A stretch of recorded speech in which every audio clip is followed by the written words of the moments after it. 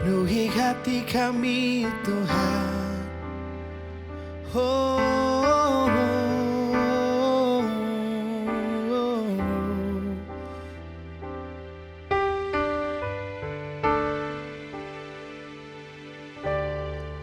Penuhi hatiku dengan hadir-Mu.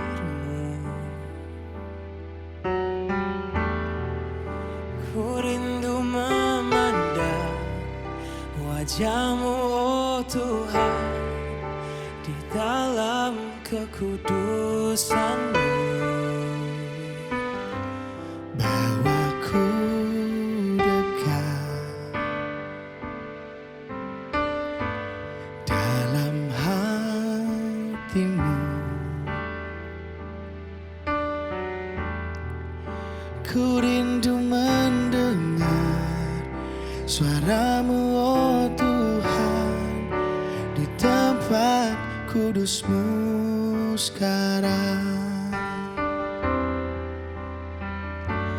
Ku rasakan kasih-Mu dan indahnya kekudusan-Mu. Penuhi dengan kasih-Mu, diam di hadirat-Mu. Ku mengangkat tanganku dan ku bersyukur menyembah-Mu. Penuhi dengan kasih-Mu, diam di hadirat-Mu.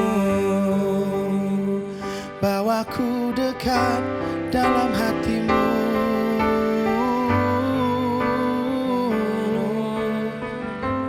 Bawaku dekat dalam hati-Mu.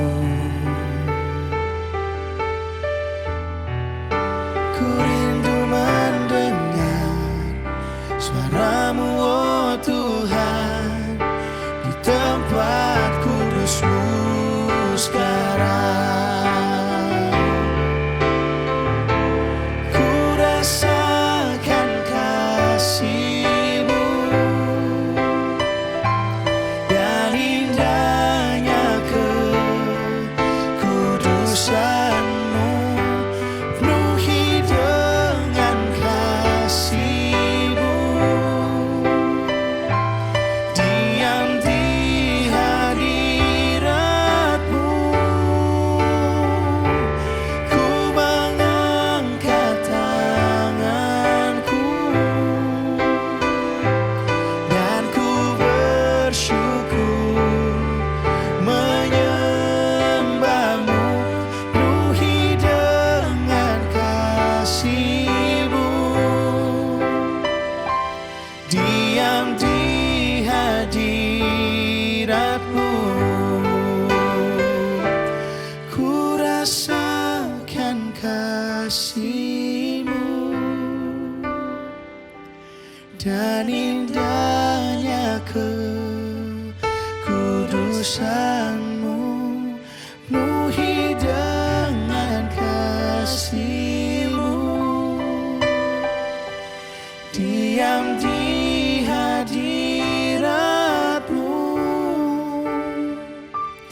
Ku mengangkat tanganku dan ku bersyukur menyembah-Mu. Penuhi dengan kasih-Mu,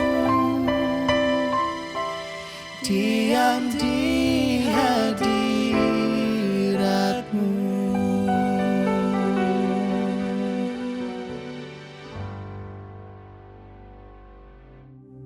Shalom Bapak Ibu yang terkasih dalam Tuhan Yesus Kristus. Saat ini kita memasuki pembacaan pada Roma pasal yang ke-7.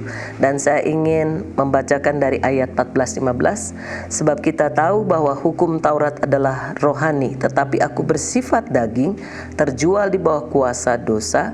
Sebab apa yang aku perbuat, aku tidak tahu. Karena bukan apa yang aku kehendaki yang aku perbuat, tapi apa yang aku benci itulah yang aku perbuat.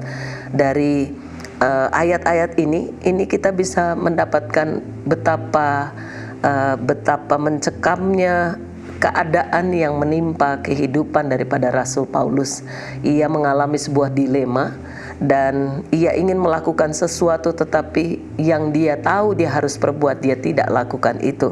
Dan itu menyebabkan setiap kita juga bertanya-tanya. Ada sebuah ungkapan yang banyak orang katakan, who am I? Siapakah aku ini? Dan itu membuat setiap kita juga banyak yang tidak bisa menjawab pertanyaan sederhana itu.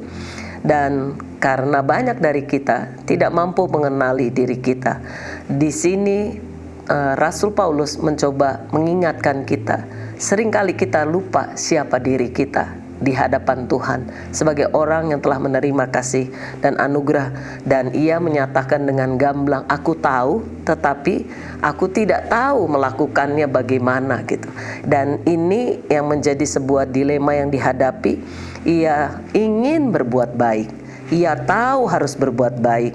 Sama juga kita tahu harus berbuat baik, tapi kadang sulit untuk melakukan itu. Bahkan Rasul Paulus mengatakan, tetapi yang jahatlah yang ia lakukan.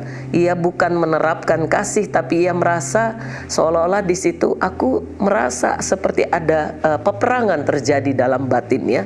Dan sering yang muncul adalah merasa paling benar, diri yang paling benar, dan ingin itu yang dia lakukan di masa lalu, mengejar, mendakwa para pengikut Kristus sebelum ia berjumpa dengan pribadi Tuhan Yesus Kristus.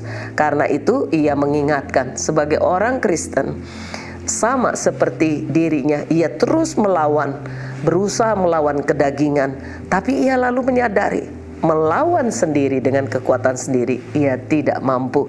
Dan ia mengingatkan kita, dosalah yang menjadi akar dari segala keinginan yang jahat ini, dan dosalah yang menyebabkan ia mengalami dilema dalam tubuhnya. Ia sadar bahwa Tuhan Yesus sudah mati buat dia.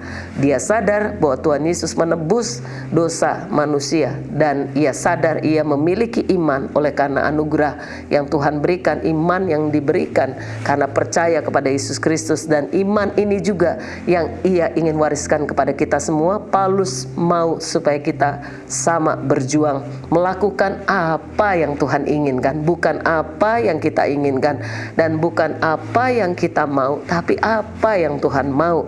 Dan dosa yang mengikat, yang menjadi akar segala kejahatan, kiranya bisa dibuang dari kehidupan kita, menyadari bahwa segala dosa kita sudah ditanggungkan di atas kayu salib oleh Tuhan Yesus Kristus. Karena itu dilema-dilema yang dihadapi, Paulus mengajak kita justru untuk mengingatkan yang pertama, mengajak kita supaya fokuslah pada kuasa penebusan Kristus. Ketika kita mengalami dilema, pertanyaan-pertanyaan yang saling bertentangan dalam kehidupan kita, fokus pada kuasa penebusan Kristus sehingga hidup kita terarah pada hal yang lebih baik. Roma 7 ayat 13-25 bisa dibaca juga. Itulah sebuah pergumulan dan peperangan yang sangat luar biasa dalam kehidupan setiap orang percaya. Tetapi bagi orang yang percaya, jika mereka fokus kepada karya penebusan Tuhan, mereka pasti bisa mengalami yang namanya anugerah yang luar biasa dan bisa terarah lebih baik. Yang kedua, juga kita perlu menyadari bahwa setiap pribadi kita perlu mengucap syukur, karena Paulus tuliskan di ayat 25, syukur kepada Allah oleh Yesus Kristus Tuhan kita. Mengucap syukur pada Allah dan Tuhan Yesus Kristus yang sudah menyelamatkan, itu membuat kita menyadari bahwa aku sekarang hidup di dalam kebenaran Allah, bukan kebenaran pribadiku sendiri, sehingga cara pandang kita berbeda dengan orang-orang yang lain. Apa yang membuat kita berbeda adalah setiap kita memiliki gambar rupa Allah, dan kita tahu siapa kita di hadapan Tuhan, kita yang sudah ditebus, kita memiliki identitas di dalam Tuhan, maka kasih Allah itu ada dalam kehidupan kita, sehingga hidup kita ada Roh Kudus yang terus menolong kehidupan kita, mematikan kedagingan yang ada, karena Ia terus menuntun kita terus supaya kita mengalami kemenangan, lebih lepas kemenangan. Dan itu yang akan terjadi bukan karena hidup bersandar kepada kekuatan kita. Saya percaya kita semua akan mengalami yang namanya terus kemenangan-kemenangan dalam kehidupan kita. Mari kita berdoa.